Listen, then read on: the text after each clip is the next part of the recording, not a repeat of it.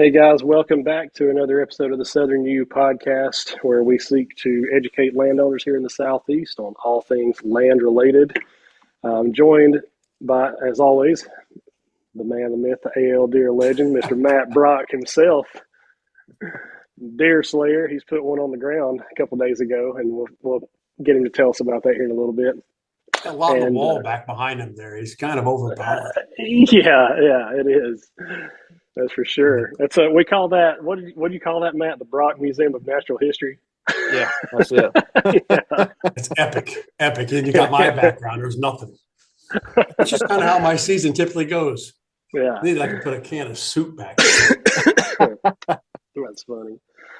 And the guest of honor today, we're joined by Mr. Randy Pitts of Darton, Black Eagle, and Conquest Stabilizers. Randy, thank you so much. I know it is a busy, busy time of year for you guys, not only with normal holiday stuff, but you got ATA coming up right around the corner. So thank you for carving out some time to hang out with us. Yeah, no, for sure. Thanks for having me, man. It took us, I think we've been trying to do this for 3 or 4 months, and finally, like, that's just Monday at 5 o'clock, and I'll just have to make myself available because never time, right? It's kind of how life is. You never Yep. have enough time. You just got to make the time or you just don't have enough time.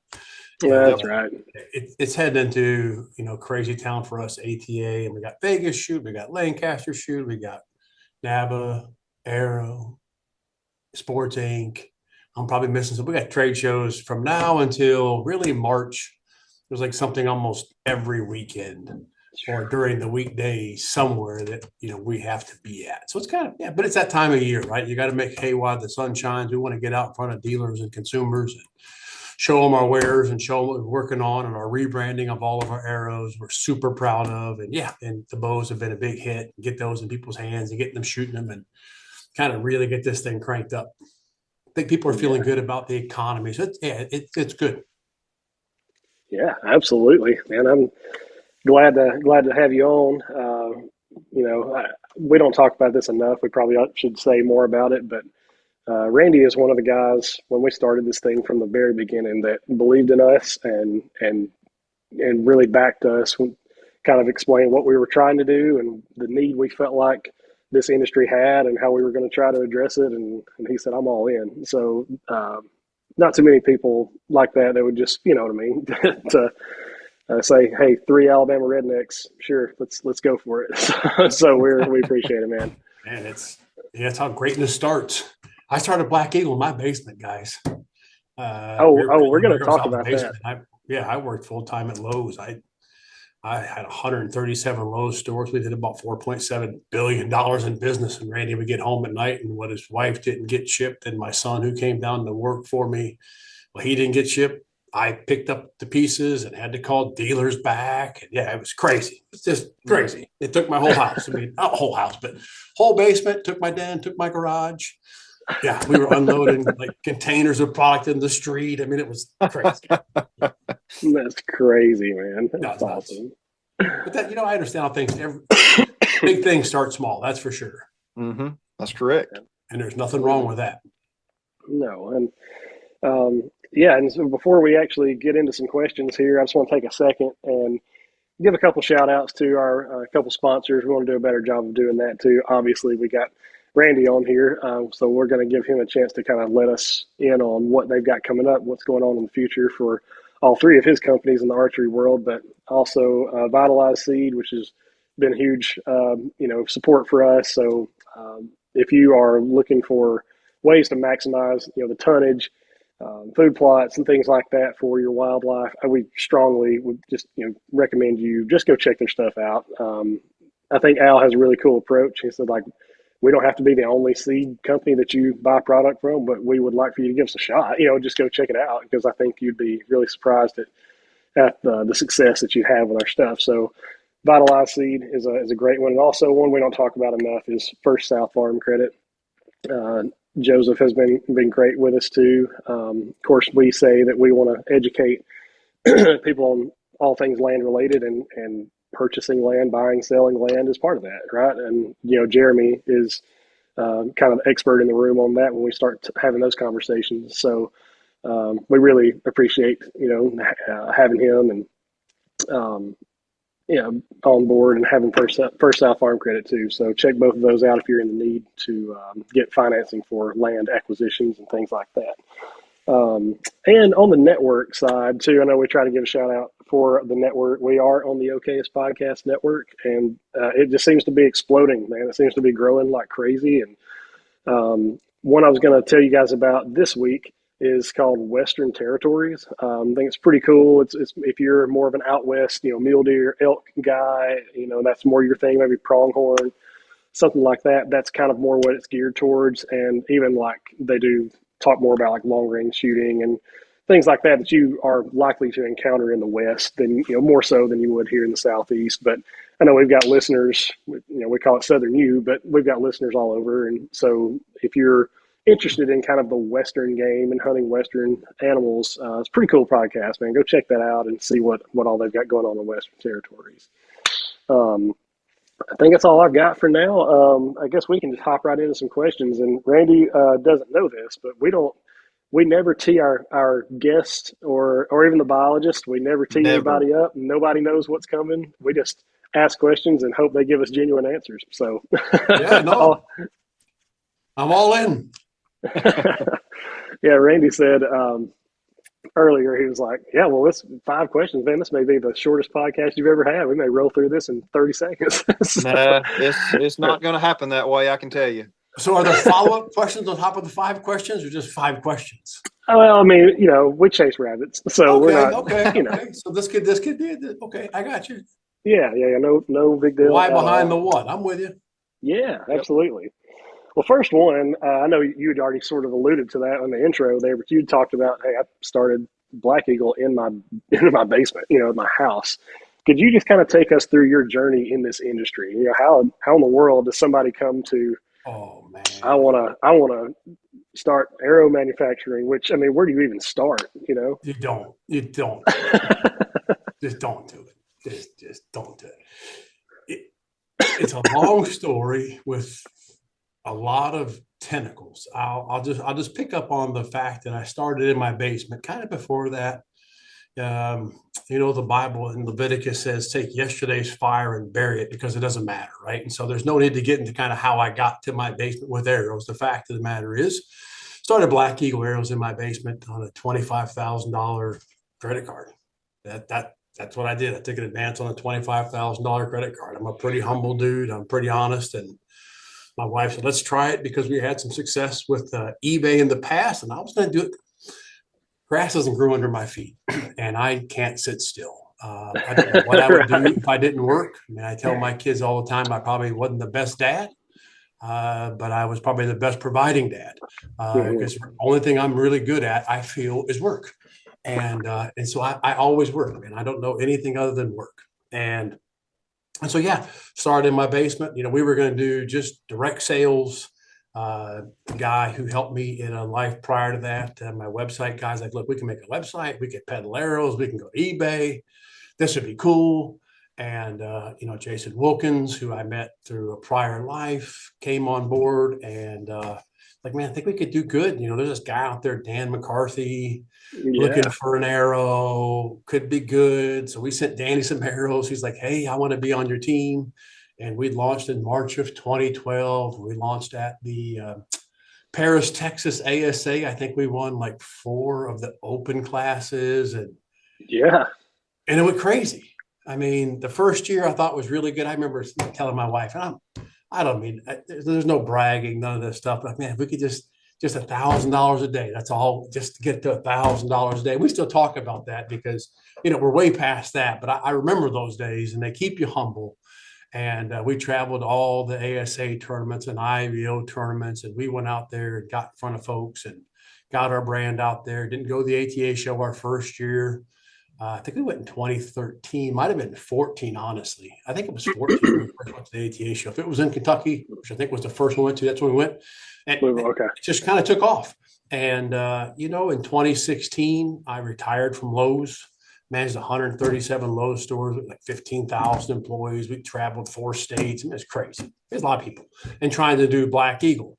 And, what really humbled me was going back to working too much, not being probably a good dad in a lot of ways. Was my son had this career thing at school, right?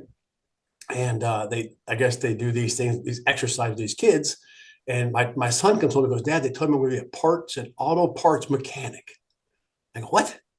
You don't know what a battery is in a car. What do you mean? He's like, oh no, Dad, they're going to be an auto parts distribution. That's what it was, an auto parts distribution manager. Yeah. How did they come up with this crap? I go, what do you want to do? He said, Dad. He goes, I think I want to be homeless. I said, what? Come on, man. He goes, no, seriously. He goes, I want to be homeless. I said, you're kidding me. He goes, no. He goes, Dad, if working as much as you do is a definition of success, Oh. I'll be homeless. Oh. I went, whoa. It burns a little bit. That sucked. Yeah. So, the next day I met my store managers. I think we were in a store manager meeting, or it was shortly thereafter. I'm like, look, guys, don't miss breakfast with Dad. Don't miss pancakes with Dad. Don't miss the first date. Don't miss the first daughter dance. You never get a chance at a first. The only two people that will ever remember your sacrifices are your wife and your kids, no one else. And it kind of turned my whole life around, honestly. And when the opportunity came, like, look, I'll make a go of this thing. I'll outwork everyone else. That's what I'll do, because that's what I could do. But I could do it on the arrow side. I could take my kids along with me for the journey. Maybe we can get some hunts in and have some fun, and we have. Yeah, that's kind of how the whole thing started. And some folks believed in us. Rob at Lane Cash, a lot of dealers. I mean, a lot of folks came on board, gave us a try, still with us. And so, yeah, and then you fast forward in 2018, I bought Bernie, I think it was 2018, might be 19, but 2018 sounds right. I bought Bernie Pellerite's, oh gosh, what was that thing called? I don't know. It was a stabilizer company. I don't know what it was even called, but I bought that because we weren't getting the stabilizer business. I thought the only way to do that was to just get in the stabilizer business. And the only regret I have is I should have bought his motorhome too, because it was like 90,000 bucks, and today's probably worth $500,000. I think it was huge. I'm like, oh man, I don't want to do that. That's a lot of money. Should have bought it. And that went really well. I mean, we did really well in target archery. We got a great product called Smack. We got some good videos out there on Smack and what it does. We did a bunch of YouTube videos at my hunt. I was in Canada, and we got those posted on our website and our YouTube channel last week. And so that's going good. And in 2020, I got a call from Ted Harpham, who we've always been a darting. I had a dart when I was a kid. Not kidding. I got married. My wife, I had some extra money for my marriage. My wife's like, what are you going to do? I said, can I buy a bow? She goes, sure, buy a bow. So I went and bought a new Darton Maverick. Darton back in the 90s was a big deal. I mean, that's right. They were everywhere. And so I bought a Darton Maverick, and I kept that bow for a long, long time. I ended up getting a Cyclone. It was a little bit longer. I had a problem with my Maverick. It was my problem, not their problem. And so fast forward, we did their crossbow arrows OEM, and Ted calls me and he's like, hey, you ever think about buying a bow cup? I'm like, no, never thought about that. Might want to think about it. I go, nah, not thinking about that one.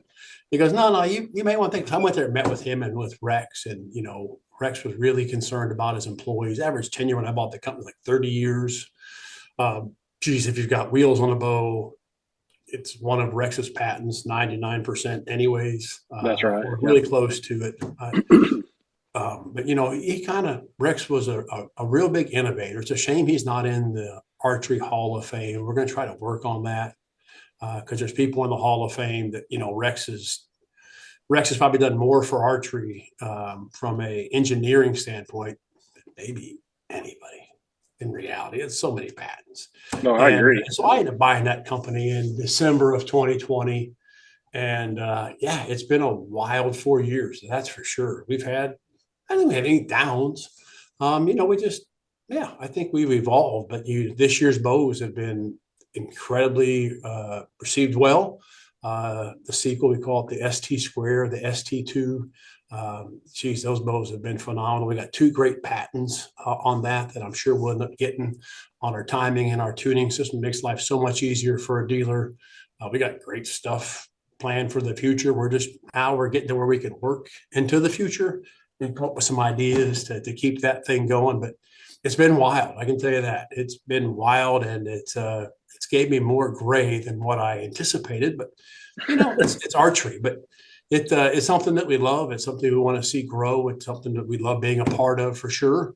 And that's kind of the Reader's Digest version of kind of where we were with Black Eagle, how that gave us the opportunity to get, we could have made stabilizer bars, day two. That was easy, Mm-hmm. right? Carbon tube, and we didn't have smack, but we could have made stabilizer bars like everyone else has and put rubber on the end, which is a bass tube dampener and stops the vibration, and call it the best bar in the world. But we really wanted to make something super unique, and we had that opportunity with our Smackdown bars, and then with Darton, I mean, they were there. I mean, their bows always shot great. They just looked like they never evolved from 1986. And we took those bows and, got a great engineer that works for us, a couple of them. And boy, they really put their heads together and come up with some great ideas. And yeah, it kind of goes with everything though, right? You hire the best and brightest people and you just let them do their thing. And that's kind of what we got going on. They're way smarter than me, way smarter. No, that's awesome. That's cool, man. I remember my first experience with Black Eagle. I was working full time at a church as youth pastor, and just to kind of make a little extra money, I was working for Alan Connor in his pro shop. And so one day I came in to work, and I said, "Hey, before I leave, I need to get some arrows cut for myself, for me." And he was like, "Okay, well, look, you're going to shoot these." And I was like, "Well, what is that?" And he's like, "They're called Black Eagle. They just launched." And I'm looking around in the shop like, we don't have any Black Eagle stuff in here. And he's like, "I know." He's like, "These are my personal arrows, but he's like, I'm telling you, like, this is what's coming. This is what's on the way." And Yeah. so I started shooting the carnivores first, and shot those for several years. Great arrows, didn't have nothing to complain about there.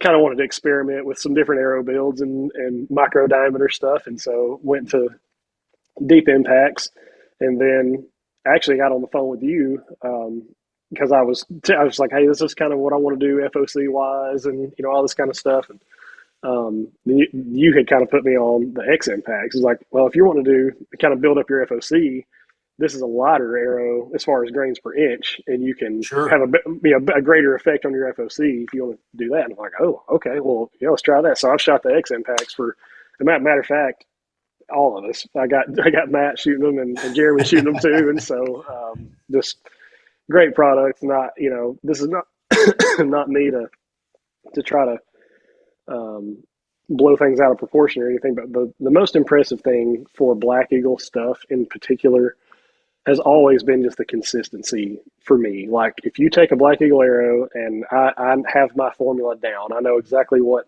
length everything is, carbon to carbon, and what components I'm going to use, whatever. I can go and get another dozen of shafts, cut everything, glue everything on the same. They will weigh the exact same as the previous year. They We will, get lucky. We get lucky I mean, sometimes. no, I'm just telling you, there's a lot, I mean, truthfully, there's a lot of manufacturers out there that make good Yeah. stuff, but I'm just, the consistency batch to batch and, dozen to dozen, year in, year out, they're just the same, man. It's just it's constant, and it makes building the arrows a lot more fun knowing, like, all right, I need to, I've broken or lost 6 arrows and I got to replace those. I'll get another dozen this year. You know that you can build the exact same recipe again if you want Yeah, to. you'll be super So, close. I mean, I always wanted to, and we do, if Danny calls or whoever it is, or if it's Jacob Sluzar, or it just doesn't matter who it is. If they call and they get a dozen arrows, we just go grab them off the shelf and send to them. We don't have somebody that spins them all and weighs them all. And we just don't. We just don't. right. What I have found is People, there's no need in that because they're all consistent anyway. but Hey, people listen, think that everyone's like that. But I'll be honest with you. I mean, I know of companies in the past, and I'm sure it is today. They had a full-time position. That's all they did was what? get arrows for their shooters. Man, it doesn't matter who. But man, I'm like, I don't want to be that guy. I mean, because when Jim calls and he spent 49 or whatever, $89 for a six or whatever it is, I want him to get the same arrows that the guy that just won 15,000 in Vegas, or the gal that just won $15,000 in Vegas, or an ASA tournament or an IBO tournament. I want them to get the exact same thing. Sure. there's no special arrows. It's just you get what you get, and sometimes, a lot of times, they're really, really, really, really, really good, and every now and then something pops up, but it's just kind of how it works. No, that's been my experience that they're all extremely consistent. And then, I think just we'll touch on some of this other stuff as we go on, but I think my favorite thing, other than being consistent, is the components that you guys have steadily over the years kind of that, started to bring to the table. The focus system for the arrows that it's compatible with is like, God, that is the coolest thing ever. I love that because I like to shoot a fixed head, and so I like being able to index that Yeah, for broadhead. And sure. every single arrow that I pull out of my quiver loads into my bow the same way. Like, it's just one of those things where if you could remove that variable, then why wouldn't you just do it? Because get as many potential hiccups, something that could go wrong in the field, just eliminate them if you can. This was the first time that I've ever noticed, and we come out the new Focus arrow. It's called Focus to go with the Yep. Focus outsert, but it's with a U instead of an O. Came out the Focus arrow. So I took that arrow to Africa. Never been to Africa. I mean, I got an amazing story around Africa that has nothing to do with hunting. I realized why I went to Africa. So, but I shoot a single bevel fixed blade broadhead at 317 feet per second. Roll That's Tide. Let's go. And that's 470 grains. I got 31-inch draw length, so I got arms like an albatross. It is 70, Right. got 76 or 77-pound bow. So, kinetic energy is not a problem. But I did notice that I had to work with those outserts a little bit to get the blades to line up. And it's the only time when I used to shoot the Spartans at like in the low 300s, it wasn't really an issue. At least it wasn't an issue that I noticed this, because in Africa, I was getting ready like some 50, 60, some 70-yard shots. I didn't know what to expect.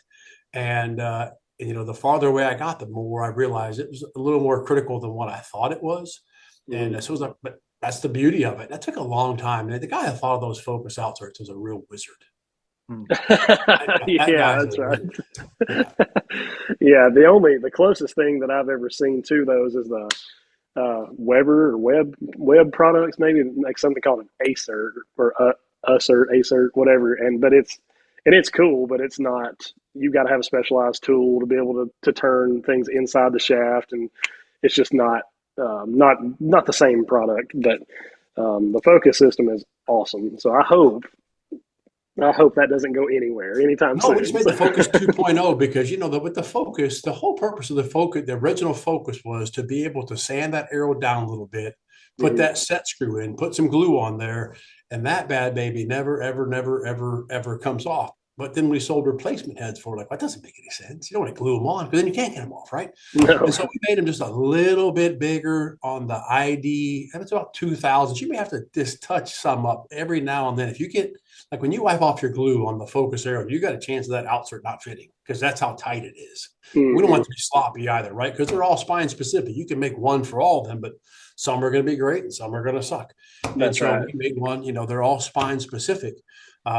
But we've heard a lot from our dealers and consumers. They didn't like sanding arrows, and I can't say that I liked sanding arrows either. It made a really, really, really good system. But we went to the Focus 2.0, lowered the weight down. The old aluminums were 80, now they're 58. You can still get the 80. Just put a 20 grain weight insert in the back of it, put you at 78, close enough to 80 that most of us can't shoot a 2 grain difference. Anyways, I can't. No, I say most. I shouldn't include you guys in there. I can't. No. I I mean, no, you can't. I've never even weighed arrows. Like I went to Africa with like 16 arrows.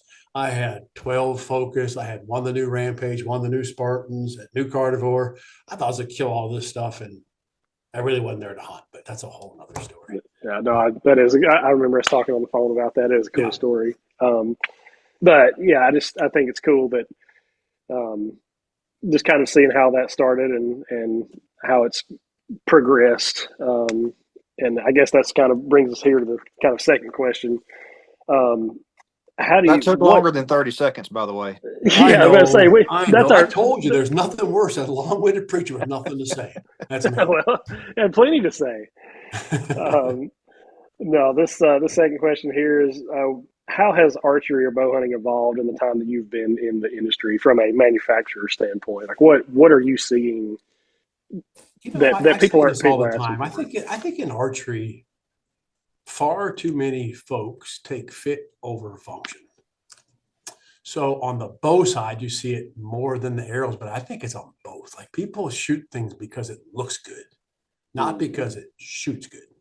I've been in bow shops where folks shoot one of three manufacturers and they say manufacturer X is the best shooting bow there. I'll take that one because it's got ASAT on it or it's got a different camo on it or whatever. I'm like, why'd you pick that? And then, we were at a TAC event last year and this guy was shooting our bow and shooting the competitor's bow. And, he's like, man, I love this bow. Like, it shoots good, dude. I'll tell you, it just shoots good.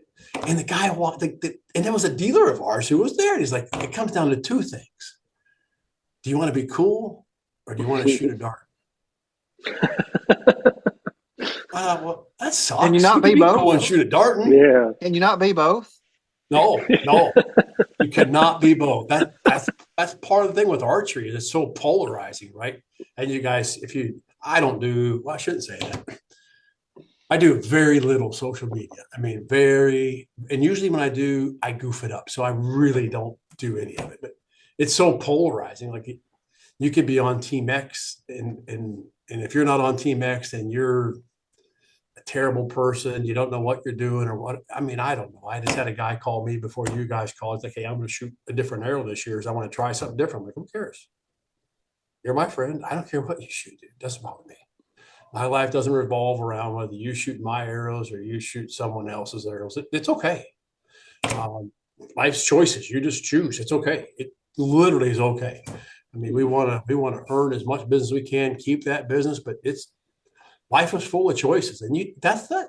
I've seen archery in the last 8 or 10 years just evolve into a lot of vitriol, a lot of if you're not on Team X, then you're, a big dummy and all those things. But yeah, I think the fit over function is the thing that I notice a Yeah. lot. And not saying that they're all not good, but when you're standing with a guy and he's like, this bow shoots better than that bow, I'll take that bow because it looks cool or it's got a cool gadget that goes with it. You're like, okay. It doesn't hurt my feelings at all. It really doesn't. It's just, I don't know. I always shot what I thought was the best for me, anyways. What I liked the best, and Yeah. so that's kind of what I've seen in archery. But since then, you fast forward from that TAC event that was in like May. I feel like Darton is becoming somewhat of the cool kid, but I still don't want people to shoot them if they think that they're cool. I want them to shoot them because they feel good, they shoot good, they point good, they aim good.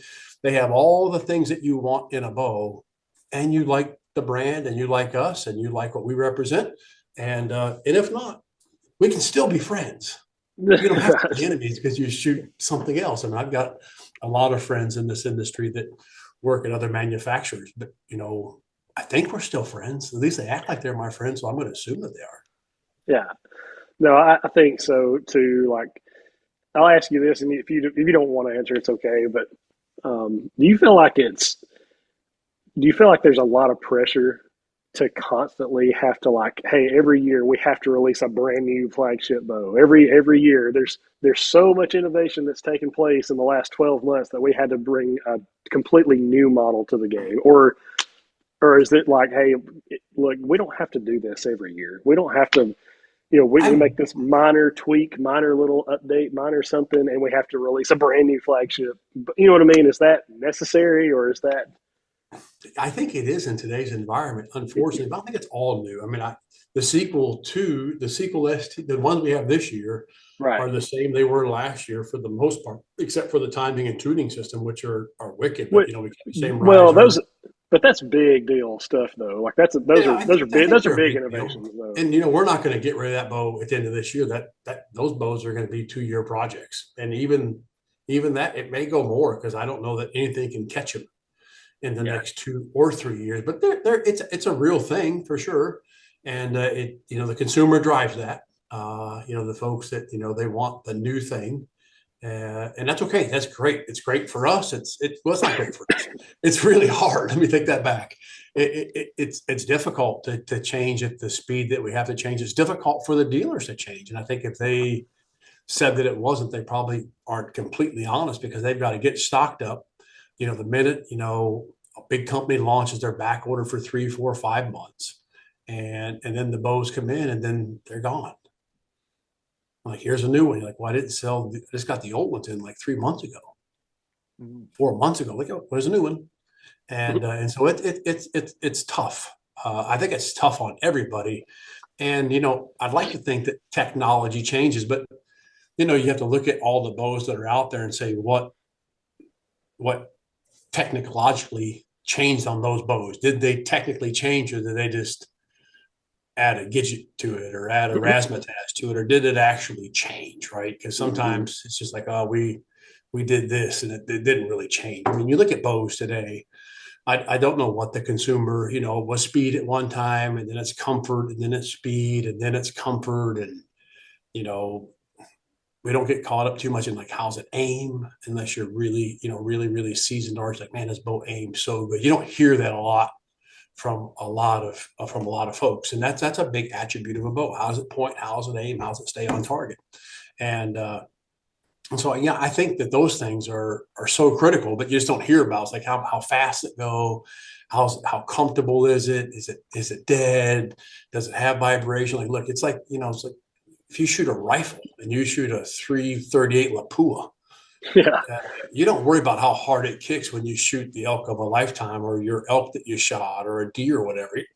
But if you laid it across the hood of a truck, it would blow you into the next county, right? The thing kicks like a Kentucky mule. They just do. But when you shoot that animal, you don't know. And so, yeah, I think a lot of that stuff is just, like I said, it's fit over function. I think some folks are coming around to some of the ideas that, the bow shoots good, feels good. It's a good bow. But yeah, I mean, it's okay. I mean, but it's just kind of like archery. I mean, I kind of see that, but going back to the bows, I mean, they're about the same speed today that they were. I mean, there's not a whole lot left besides razzmatazz on those bows until we can get to something that's assisted. Yep. That it's out there that makes the bow go faster, but I don't know that faster is better. I just don't. It's more critical. That's for sure. I mean, it makes them harder to shoot. Right. Well, I mean, my friends and I, especially when I was working in a pro shop and stuff, they would ask me a lot of times, like, I mean, there's not a ton of the word they like to throw around is innovation. Like, do you see a ton of quote unquote innovation year to year? Yeah. You know what I mean? And for the most part, it's like you said, hey, they all are going to shoot within whatever 15 feet a second of each other. You know what I mean? They're all going to be real close. And so I guess that was my question really, is like, can we justify these brand spanking new models? And like you said, oh my gosh, it's the best bow I've ever shot in my whole life. It's so much better than last year, and it's like, well, is it, you know what I mean? Or is it upgraded? Is this like, especially like you said, the new sequels we have, I guess that would be the first generation of sequels is what all of us are shooting. And, I mean, it's hard to find a complaint about that bow. Like it's great, and Matt, he's not saying much over there, but you can look behind him at the trophy wall, and he has spilled lots of blood this year with that sequel. So I have.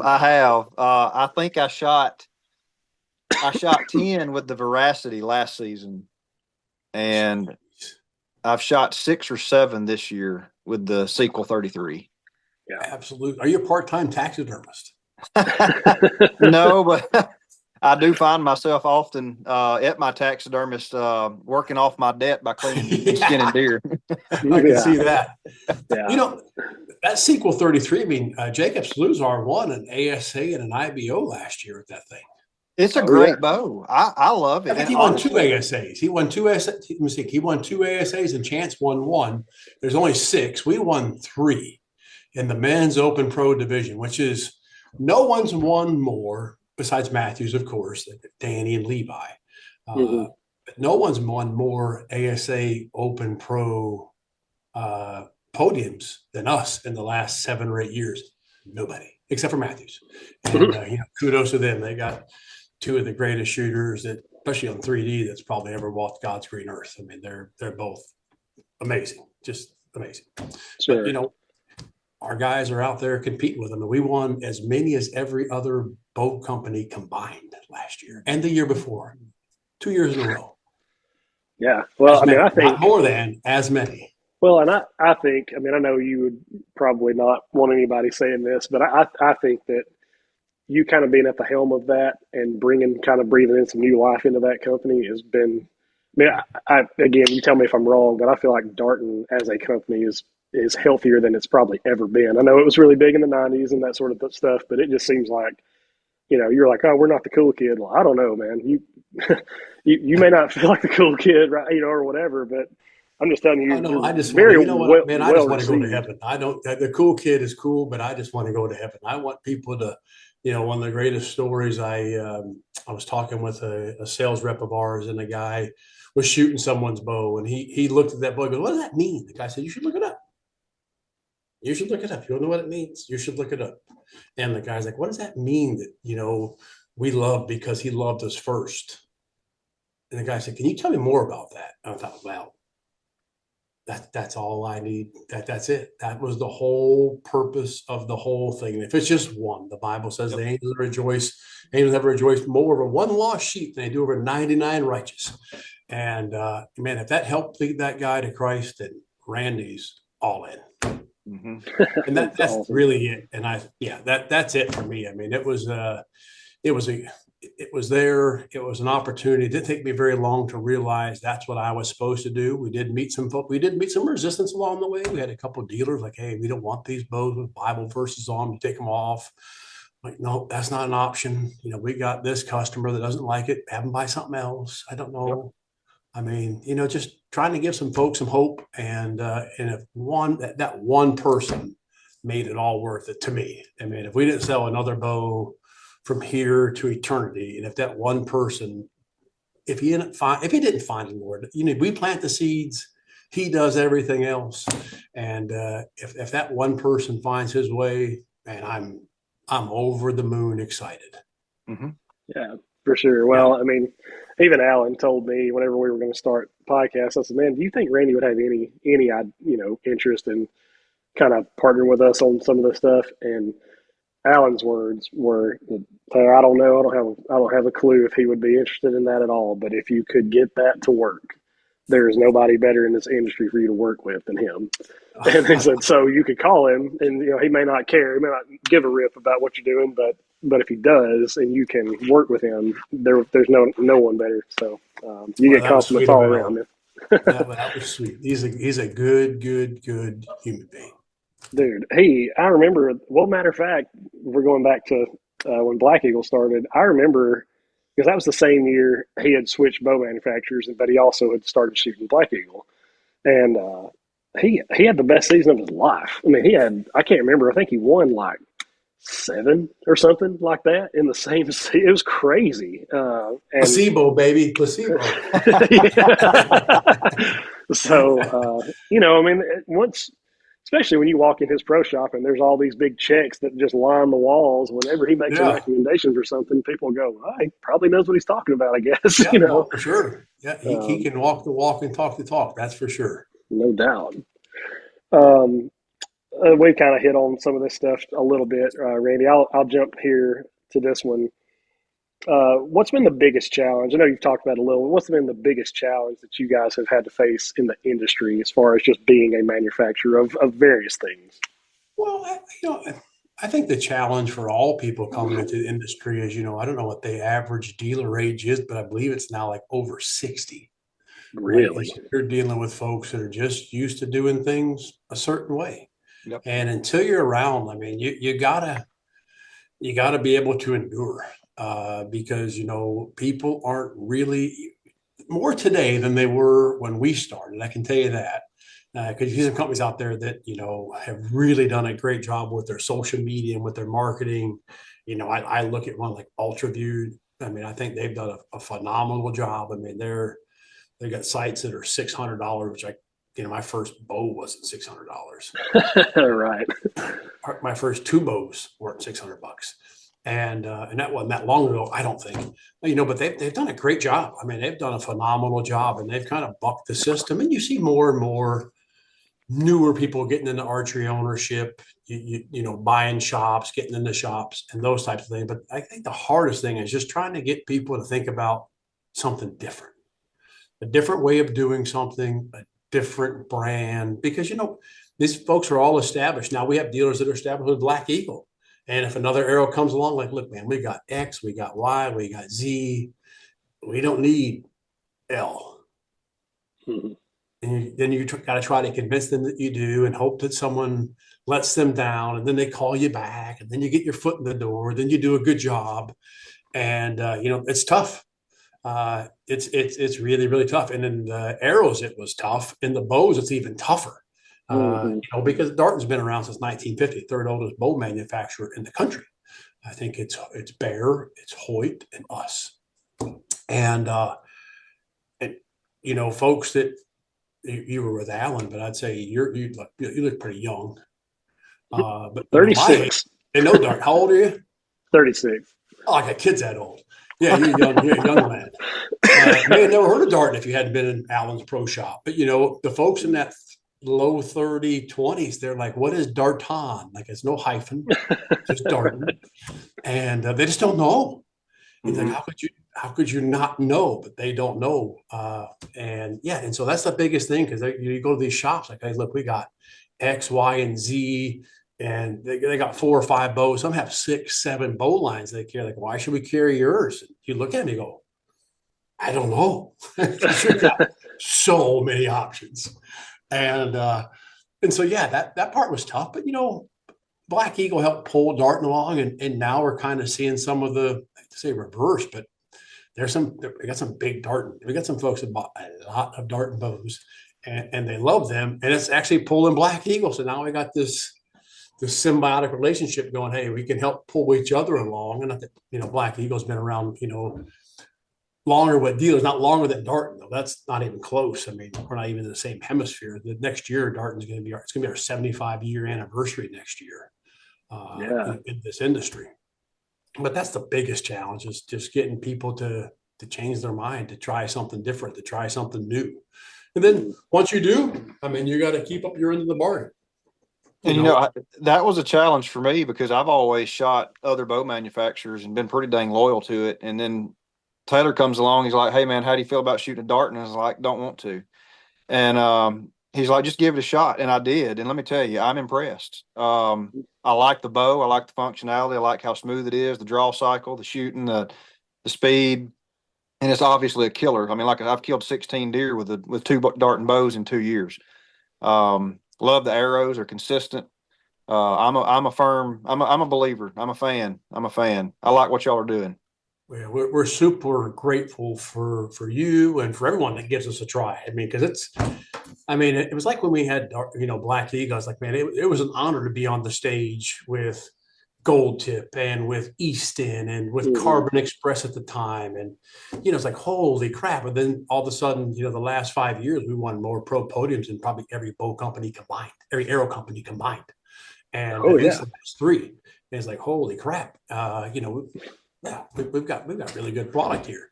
And how do we get that message out there, which is something that Randy doesn't do a really good job at. And again, I know my limitations, and marketing and social media is not one of them. I need to hire somebody, because I suck. Hey, I know somebody. I know a guy. I do that. So Randy really, really terrible at that. Man. But yeah, man, and the same thing with the bows. I mean, it's just getting them out there. Then all of a sudden, we're competing. We won Vegas twice, won Lancaster. We've won, multiple ASAs, IBOs, the IBO World Championship. Jacob won not last year, the year prior. Man, it's been wild. I mean, it's been wild. And so, yeah, I think that the future looks good for all of them. Honestly, I haven't talked about Conquest, but last year Conquest won, I think, 75% of all the men's open pro podiums with Conquest Stabilizers. Again, but there's no connection, or I guess it's a big disconnect between target archery and hunting. And Mm-hmm. so, we're as a company, we're kind of working on how we balance both, right? We cut our teeth in target archery. I mean, people say you're a target arrow company. Really not. We take the same technology we put in our arrows and put in our hunting arrows. But yeah, just trying to find that balance. I have had way better penetration with your arrows than any I've ever used. I mean, I've shot several 200-pound bucks and got clean, good pass throughs at longer distances. They can call it a target arrow all they want to, or competition arrow, but by gosh, they perform very well on game. Hey, listen, don't let Randy fool you. He's a killer too. Randy, you correct me if I'm wrong here, but I feel like maybe 7 or 8 maybe years ago, something like that, he killed a moose with a recurve at like 40 yards or something. Wasn't it something? 35. Gosh, that's a What's the bomb for a difference? recurve. I mean, Well, the story is like this. So I went to start shooting a recurve. I got one in like, supposed to have it in February or March. Didn't get to like April. Had a bear hunting base on my backyard. I'm like Robin Hood, man. I'm slinging arrows across the yard. And my son and I go on this bear hunt. He shoots a bear with a compound bow, and he's super excited and all that good stuff. And he starts teasing me about this bear. This bear goes, Dad, you can't shoot that bear. I can shoot. I'll walk up and shoot that bear. He's like, Dad, you can't shoot that bear because that thing's going to bust you. So I get out. We've had a makeshift ground blind. Mosquitoes, terrible. I mean, I was eaten alive, so I was glad to get it over with. I wanted to go fish anyways because we caught like 300 northern pike. I think the biggest one we caught was like 52 or 54 inches. I mean, just smasher pike. And so I get out and I start walking down a trail, and this bear stood up, and I just pulled out the recurve and smoked him. And like 27 yards away, this thing goes and it dies. And my son's like, Dad, that bear is huge. And I walked up, and of course, ground shrinkage on a black one's not huge, like 200 pounds. But anyways, and so then a few months later, I had a chance to go moose hunting. So we go moose hunt. We just fly in moose hunt, which is pretty cool. Never done one before. Guy calls in a moose like 8 yards, this little raghorn thing. And so that was cool. He's like, we'll find something bigger. And so we end up leaving camp, flying to another camp, and he calls this moose a 20-yard broadside. Man, I felt so slick. I pulled that thing back. I was like, anyway, right underneath it. And that moose wheeled out, and the guy said 35. I was like, boom. And it went 45 yards into the biggest mess in the planet. It was awful to get this moose out of this mess, but it was cool to shoot a moose with a recurve. Yeah, 35 yards. That's a bomb. But the recurve, awesome. it's pretty far, but yeah, I mean, it was cool. No, and then I haven't shot a absolutely. recurve since, and I don't even know why. Maybe because I want a bow with wheels on them now, but I like shooting that recurve. That recurve is fun. It's my kind of shooting because I have no patience. Yeah, shoot, That's 24 that's arrows and get through those pretty quick. you can, but man, traditional archery. I know we're chasing rabbits, but that traditional archery of any kind will humble you quick. When you come from the compound world and like, oh yeah, I'll just pick up a recurve and whatever, and you can probably stack them in there, but then you don't touch that thing for 2 weeks and pick it up and try to do it again, and you're spraying them all over the place again. I was Like, pulling 56 pounds at 30 inches. God. I mean, it had some juice. I bet. It was fun. That's for sure. I mean, and then I just never hunted with it again. I mean, I've only hunted with a recurve twice. Shot a black bear, shot a moose, and then I went to retirement. Yeah, 100%. Pretty good odds. No, I got to retire the king. The king, 100% success rate. That's 2 right. months, 2 animals. Pretty impressive I feel with the pretty trad good. equipment. Yeah, for sure. With the trad bow. Funny. But this is probably the most hunting I've ever done was this year. I went to Africa, I shot that beautiful sable, and that was the only animal that I shot. And then I went to Saskatchewan and never hunted white-tailed deer up there before. That was a lot of fun. And shot a real nice buck up there, kind of a double drop tine, had a hole in its antlers filled with velvet. It was a wild looking critter. But that was fun. That went by way too quick. I mean, that was way too quick. But it was cold, so I can't say that I thought it was cold. It was like 17 degrees. When you're from Georgia or Alabama, 17 degrees sucks. Yeah, absolutely. I was layered up, but my feet were frozen. I had on the boots with the insulated socks and all that. I was still froze. And but that was fun. So this year I got to go on 2 hunts. I had been hunting in like 2 or 3 years. But it was cool to go to Africa. I had never been there. My daughter went there for research, for sickle cell research, and into Uganda. And so I got to go to South Africa, hunt for a week, 10 days, met some phenomenal people there. Then I flew from there to Uganda and got to experience Uganda at its, I guess you can call it its finest. It's the worstest, if that's even a word. But it was an experience I would never, ever, ever, ever not want to do for sure. It'd be good if everyone went one time, because when you come back, you would just look at the world so much different. Like our dinner was $1.70. Yes. Which is like 5,000 shillings, but it's $1.70. It's actually less than that. It's like 3,300 shillings is $1. And yeah, you go over $300, you're like $1,000,000 shillings. You're like the prince. Yeah. It was wild. We did like s'mores with some folks that were there. They never had a s'more before, which was wild. They never had Pringles, which was nuts. Took over all this candy, and we took my daughter's at this clinic, and so we took a bunch of feminine products over there, like a whole suitcase. Surprised I get caught for smuggling in feminine products. A huge suitcase. I mean, slapped full. My wife went to Walmart. I think she bought everything they had, and the gals there never seen one. Anything. Like, this is crazy. Like it. Yeah. I could tell you stories about Uganda it's nuts. My wife, she didn't go to Uganda. She went to Togo and Ghana, and she talks about very similar, comparisons there, because even with her trip that she went on, it was just to provide clean drinking water. They were there to drill wells, and so they get these wells done, and they're showing them how to use them and all this kind of stuff. Now that you have good, clean water, just something so basic as like taking water that you bathe with. Well, they would turn around and then try to cook with it. And it's like, no, you know what I mean? No, you don't have to do that anymore. Like, dump that out. Yeah. You have clean water. It's so hard to imagine that people ever lived that way, and that they still live that way today. We were on an island in Lake Victoria. Lake Victoria is the second largest body of fresh water in the world, and there's no running water. I shouldn't say none. Like, super stinking limited. All the, I guess you can call it locals, like probably 80% of them go get what they got, these yellow kerosene jugs, and they're pumping water. And I'm like, what? I know. Thank goodness for Imodium and a Z-Pack. Yeah. So I'm like, holy! I mean, it took 24 hours, and Randy was sick. I'm like, I'm goofed. Yeah. I mean, it was wild, but it was such a good trip, and that was a good dose of humility. That's for sure, for your fellow man. There's no doubt about that, because boy, when you venture outside of this country, it's wild. It is. Yeah. No doubt.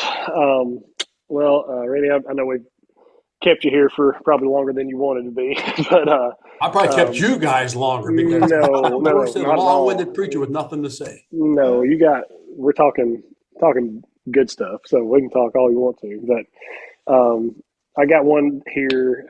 What specifically for bow hunters, because that's kind of the primary audience base we've got here. I'm sure some of our listeners may compete, but majority of them are bow hunters. What can bow hunters expect from your kind of family of companies in the future? I mean, what's going to kind of propel you? I know you're getting ready for ATA and that sort of thing, but what are you hoping to kind of bring to them in the future? Well, I think, on the bow side, and the Sequel 31, 33, 35 kind of fits all for the most part. And for the folks that, are on a limited budget, the Consequence 2 is, I would put that one down as like wildly successul. And we just added Bottomland to our camo lineup for all four of those. I saw that. So gotta get it. Yeah, for sure. And because of necessity, people demand it. That's what they want. And so we'll give them what they want. There are some other camo companies out there that people want. They just won't let us have it. Like, hey, you're not X. Like, well, we know that, but we could be. We get closer if we had your camo pattern. Like, no, you can't have it. But yeah, so we threw bottomlands in there, but I think our bows are built for the hunter. I mean, again, it's accuracy, right? I mean, if you really get hunting, I mean, if you're not accurate, then kind of what are you? Kind of spray and pray, or kind of what I am. Jacob, like I said, Jacob took that bow out, won a couple ASAs, a lot of success with our 33. But if you're a long draw guy, the 35 probably will fit you. If not, the 33 or the 31 depends on axle to axle. If you're in a tree stand or a saddle or a ground blind, or if you really want something compact, the Consequence 2 would be really hard to beat at just under 30 inches. And it's plenty fast, 7.5-inch brace height. I mean, super forgiving bow when you have a 7.5-inch brace height bow that shoots 330 feet per second. I mean, that's a lot of juice for 7.5-inch brace height.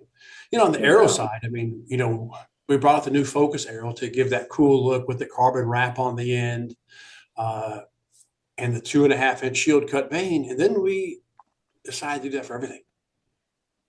So right now on our website and our dealers, we're clearancing off all of our arrows with 2-inch vanes, at least all of our flagship arrows, like Carnivore, the Spartan, Deep Impact, X Impact. I'm missing some Spartan, and those arrows we kind of got on clearance to get through, because now we're just going to run. I think we're going to be the only boat company that has a 2.5-inch shield cut vane. You go to a TAC event where there's 6,000 hunters, 99% all have shield cut vanes. So that just tells me that's what the market says. And so we just it sucked. We pulled the Band-Aid off and we changed all of our arrows, and we're going to call out what you call consistent, what we call super sorted, that we've done for years. We sort them by spine, by straightness, by weight being last. Really, it's the least of all the things that matter. Spine and straightness are really, really critical. And then we spine index them all. So if you want to fletch your own, there's no need to put them in a bathtub or put them in a ram spine test, or all things that people do. It's already marked for you. And you can start from there if that's what you want to do. If you don't, then you can buy ours. Our cock vane is on the stiff side. It never really affected me before when I hunted those two animals I was telling you about, or if it was in Ohio or my elk hunt I went on, I would just go grab Spartans off the shelf, cut them down the length, and go hunting with them. I mean, I don't custom fletch arrows. The hunt I did in Canada will be televised and it'll have AAE vanes on it, but not because of my choice. It's because the guy, the TV show that I was on, they were sponsored by AAE. Nothing wrong with them. They shot great. I didn't have any problem with them, but I just shoot what we have off the shelf and voila. And if it's 5mm, I mean, the Rampage is really hard to beat. It's wildly successful. An arrow company just came out with an arrow trying to get really close to the Rampage and the ultralight 5mm. Because that arrow was really, really, I mean, it's for the guys that want that FOC or want a lightweight 5mm, it's really hard to beat. Standard diameter, the new Talon we brought out last year, which is now the old Talon. We put 2.5-inch vanes on it, spine indexed it. We have so many options. Maybe that's part of the problem. Maybe we have too many options we got 3 micro diameters, the X Impact, which is super accurate, lightweight, as you well know. I don't think Ellie Gibson last year outdoors shot a 718 out of 720 with the X Impact. That is crazy. She tied the world's record, and I think Braden shot that in like early 2010s, like 2010 or 2011. Braden Gillentine, she tied his world record. I mean, that's incredible. Yeah. I mean, that's incredible, guys. It's just 50 yards. I can stand there and do that. Try it. It's not easy. And so, but we have the Deep Impact, the X Impact, and the 5mm. We have a Renegade for those that, I call that a 5mm on a budget. I mean, it's it's a good price point arrow, super durable 5mm. We got 2, 4, 4, 5 options between the Talon, between the Carnivore lightweight arrow that you started out with, the Spartan, the smallest arrow you can put an insert in. Again, Randy does a terrible job at marketing, but that arrow is really, really spectacular. I mean, if you don't want a half out, you don't want an outsert, but you want a smaller arrow, you can't get an insert in a smaller arrow, period. And it's got a traditional stainless steel because it has to be. But I think when it comes to hunting, we got it all with our hunting stabilizers, the 625, 500. Turns to a Randy infomercial, but when it comes to hunting, man, I think we've got everything that the hunter needs. It's just who do they want to align with? What will be their choice? And because there's a lot of them, and that's what it comes down to when it comes to the hunters. What do you choose? Yeah. Well, I also think too, something that really Alan kind of taught me early on when I was working with him, but don't get me wrong, I'm not going to put anything in my hand, or I'm not going to go out in the field with something that I don't believe in that could get the Yeah, job done. But I think a lot of times, especially I can speak for us on this podcast and stuff too, we are more interested in the people behind the product than the product itself, Yep. because product itself is, it speaks for itself, but you just want to support good people. You know what I mean? Like, you just want to support people who you feel like are the good guys and people who are doing yeah, it for right. sure. So, you know what I mean? And so I think that would be what I would say about your whole family of products is uh, great products, but better people. You know what I mean? Well, I So, appreciate that. That's super, super kind and super sweet of you. And yeah, man, if that's what people, I do a lot of business the same way you do. I mean, if product has to be good, but most of the product out there is good, right? mm-hmm, It just is. I mean, I would never, I live on the high road. I'm not going to say someone's product is bad, whatever. It's just not who I am. I put down most of it as being good. It's just, like I said earlier, who do you want to support with, who you want to roll with, who you want to be part of? If it's us, God bless you, come on. If not, God bless you. I'll see you at the range. mm-hmm. It's okay. We can still Yeah, be no, buddies. no doubt. I got one more for you, Yeah, Randy. yeah, no, sure. This will be a super quick one, probably. But what's one thing that you would want people to know about all of your companies? But what's something that you feel like maybe the general bow hunter doesn't know that you'd like for them to know? Um, I don't know. It's Taylor, just you put him on the I mean, spot, man. It's stumping him, man. me. It's me. If you look at Black Eagle, we're small and powerful. It's family owned and operated. We're not owned by a conglomerate. We're out Mm-hmm. there kicking and scratching for everything that we can get. My son Daniel does all the Conquest shipping. My son James does all the Black Eagle shipping. My wife is the chief financial officer. I think everybody's wife is, to be honest with you, everybody's wife. Uh, But yeah, we like to have fun. We want to come to work, put out a good product for folks, and hope that they find us worthy to support. And if they do, then like I said, we would love to be part of their next adventure and be part of their story when it comes to hunting, because we've got to grow the sport. If we're all going to be around, and we've got to learn to get along in our sandbox that we're in, and understand that if we don't grow archery, then we're all going to make ourselves irrelevant mm-hmm. at some point in time. And so how do we just kind of pull everyone along for the ride? I mean, our product is as good as anything out there. And I feel really comfortable saying that. Mm-hmm. I don't think there's anything better. I think it's as good as anything out there. Some would say it's better than next. That's up to someone else. That's not up to, I would say our product is as good as anything out there. But like I said, it's, we're just family owned and operated, come in every day.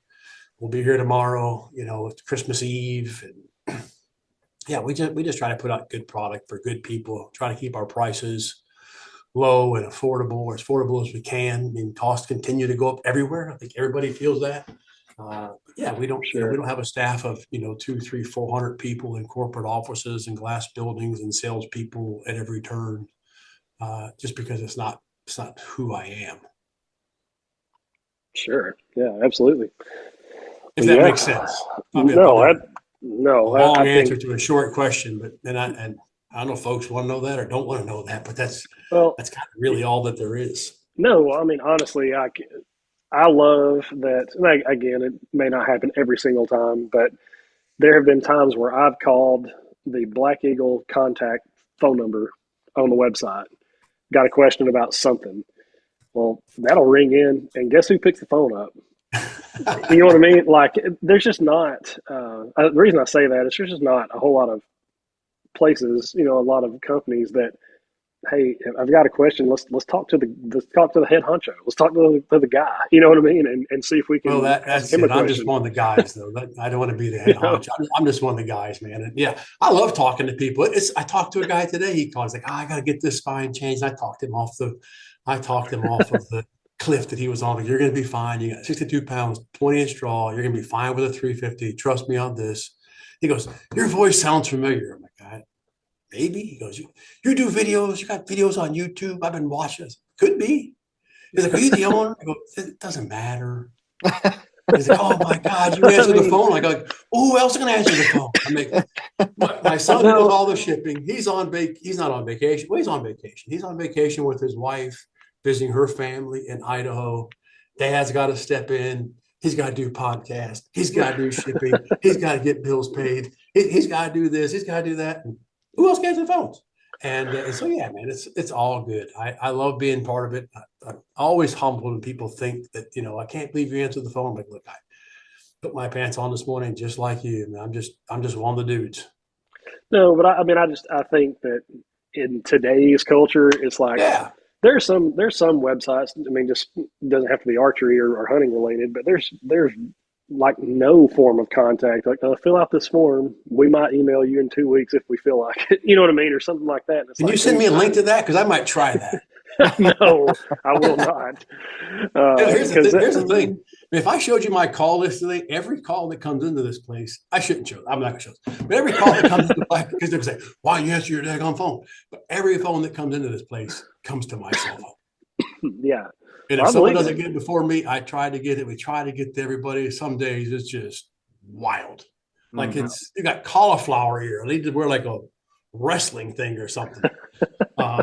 Yeah, but we try hard, man. Can we do better unequivocally? I mean, I know some folks out there like, I called for a week and couldn't get through, and God, that bothers me, keeps me up at night. We try so hard, but we got to do better for sure. But man, we try hard, man. Sure. Well, I mean, I just there's people that it just seems like companies that like, we don't want to hear from you. We don't want you to call us. We don't want you to bother us or whatever. I may not want to hear either. No, but I mean, I'm just glad that I can pick the phone up, or I can call somebody and you get to talk to a person, and most of the time that person's you. So it's just nice. That guy this morning called, goes, I need some help. I said, some people are beyond help. Let's see where you stand today. Yeah. That's funny. Well, Matt, you got anything you want to throw at Randy before we let him get out of here? No, man, I've just enjoyed it. I'm glad to finally meet you. Hope we get to meet face to face sometime. But I'm glad to see the face behind the company. Like I said, I believe in you guys. I enjoy what you're doing. Support what you're doing, and obviously enjoy your products. So, well, Killer, we appreciate your support too, man. And I really am sympathetic to your taxidermy bill. I'm just looking at this back. Look, I don't even want to. I don't really want to show you what all's back there. Yeah. Because I'm embarrassed. I actually, the deer I killed Saturday, I'm doing a Euro mount on it just because I have swore off shoulder mounting any other whitetail deer. They're going to have to be super impressive. Can't keep spending that money. What's that? Is it Tennessee Ernie Ford? Is that the guy that sang the song about he owed his soul to the company store and you got your soul to the taxidermist? Yeah. I told my wife not long ago, if I had all the money I've spent on taxidermy, I could buy a brand new vehicle. I don't doubt that. Yeah. I'm just looking. I'm just going, there's 350, there's 400. Yeah. Taylor, he hasn't seen the half of it. No. You need to. Good on you, though, man. That's awesome. That's so awesome. That's awesome. I've been blessed. The Lord has blessed me in the woods for sure. No doubt. Yeah. Well, good. Good people deserve good things. Well, that's a good way to put it. Well, Randy, thanks so much, man, for hanging out with us. And I'm sorry that we couldn't get this together before the Christmas Eve. But, that's my fault. Got all kind of crazy stuff going on. And I'm sorry. I apologize for coughing and stuff and doing my best. But I can't wait to see the new Sequel ST squared, and gonna have to figure out how to get one of those in my hand soon. We'll get it all figured out. But yeah, man, I appreciate you guys getting me on. Appreciate what you guys do and help spread the news out there for us. I mean, we're grateful, and I wish you and your families a Merry Christmas, and God bless you in the new year and keep you safe. And yeah, it's been good, man. Appreciate it. Yes, thank you. Merry Christmas. For those of you listening and watching online, we just want to encourage you, take some time. We said it on the last episode, to please understand what we are celebrating in Christmas. It's not gifts, and it's not wrapping paper and bows and Santa Claus. And we're celebrating the birth of our Savior, and not ashamed to celebrate that. And we'll make sure that you spend some time with your family, with the people you care about most, also celebrating that too. So Merry Christmas. And if we don't, I can't remember if we will drop another episode before the new year or not, but if we don't see you before then, have a happy new year as well. We always encourage you guys to like, share, subscribe on all of our social platforms. It helps us out a ton. And we're going to be doing some stuff here in the new year that we are very, very excited about. We can't quite let everything out of the bag just yet, but hopefully sometime in January, we're going to start rolling some things out that we've been working on behind the scenes. And I think it's going to be something that everybody kind of in our neck of the woods in the Southeast has been looking for. And I'm pretty excited to kind of share that with you as we get closer. But Randy, thanks so much, man. And if you need anything from us ever, you just give us a shout. And any excuse we have to head over to Georgia, we'll just, we'll have to slide over there one of these days and see what's going on over there at Black Eagle. Yeah, no, for sure. We appreciate it so much. Thank you, guys. All right. We'll see you on the next one. Thanks. All right, guys. Thanks. Merry